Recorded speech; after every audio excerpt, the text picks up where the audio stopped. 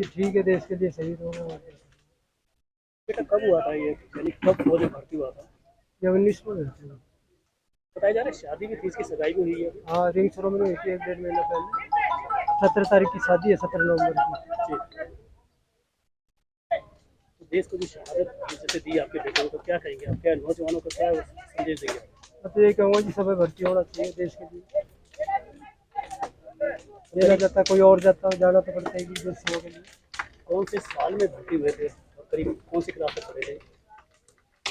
ये बीएससी था ये। आपके घर में और भी कोई थे फौजी? मेरे पापा थे इस फौज में। तो क्या शुरू से ही मन था इनका फौज में हाँ, जाने का? फौज में जाने का शुरू से मन था। शहीदों को लेकर राजनीतिक पार्टियां राजनीति तो करती हैं, लेकिन धरातल पर क्या होता है, इसका नजारा शनिवार की शाम को गांव दोहला में शहीद हुए जवान विकास राघव के राजकीय सम्मान में देखने को मिला, जहां पर प्रशासन की तरफ से मात्र नायब तहसीलदार ही शहीद को श्रद्धांजलि देने के लिए पहुंचे। वहीं दूसरी तरफ सैनिक बोर्ड की तरफ से कोई भी अधिकारी शहीद के सम्मान में नहीं पहुंचा। हालांकि प्रदेश सरकार और केंद्र सरकार शहीदों को लेकर बड़े बड़े वादे करती है, दावे करती है, लेकिन इसकी हकीकत क्या है? शहीद के राज के सम्मान में हुई अनदेखी के मामले में करनी सेना के अध्यक्ष सूरजपाल अम्मू ने और गांव के लोगों ने अपना रोष जताया है।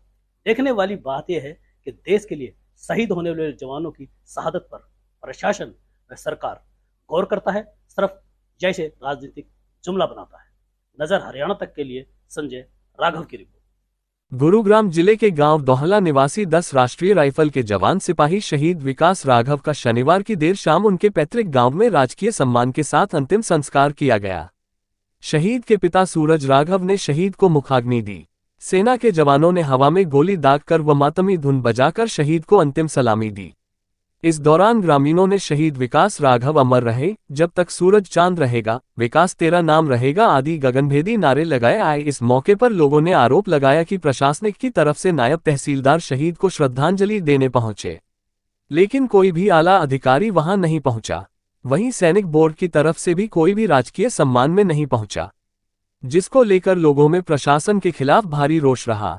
मौके पर राजस्थान के पूर्व सांसद सुखबीर सिंह जौनपुरिया, करनी सेना के अध्यक्ष सूरजपाल अम्मू, पंकज भारद्वाज, खेल मंत्री संजय सिंह, पूर्व विधायक तेजपाल तंवर, धर्मेंद्र खटाना, प्रदीप खटाना, व्यापार मंडल के प्रधान मनोज बजरंगी, महेश चौहान, एडवोकेट कुलभूषण भारद्वाज, कर्नल संत सिंह ने शहीद को श्रद्धांजलि अर्पित की।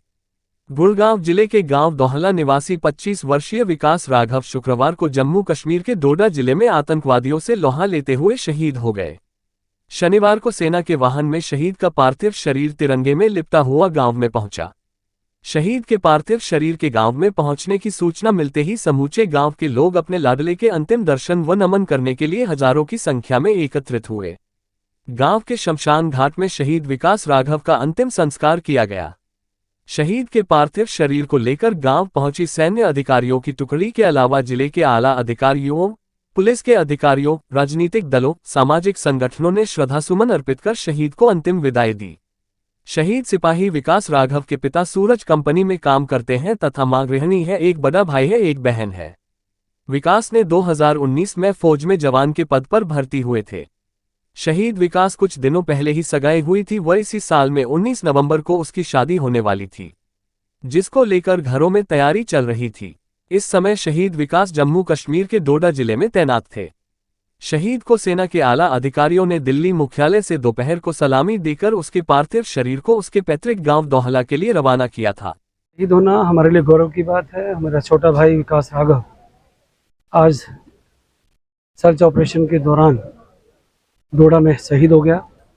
हजारों लोगों ने शहीद को अपने कंधे पर उठाकर दौला गांव, जो सोना का एक बड़ा गांव है, वहाँ पर लेकर आए हैं। हजारों आंखों में आंसू हैं। अभी उनके पिता को सुन रहा था, उनके भाइयों से बात कर रहा था। निश्चित तौर पे हमारे क्षेत्र के लिए गौरव की बात तो ही है, परंतु साथ साथ एक दुख का विषय यह है कि आज प्रशासन की ओर से, क्योंकि हमारे को कल ही सूचना मिल गई थी और प्रशासन को भी सूचना थी, शहीद को सलामी देने के लिए केवल मात्र एक नायब तहसीलदार यहाँ पर आया है। उसका मुझे दुख है। जिला प्रशासन से कहूँगा कि सैनिक बोर्ड के लोगों ने आज फ़ोन नहीं उठाया। कई पूर्व कर्नल और कई अधिकारियों ने फ़ोन किए, परंतु कोई रिस्पॉन्स नहीं था। हम लोग शहादत देने के लिए जाने जाते हैं, ये कौम जानी जाती है, ये क्षेत्र जाना जाता है।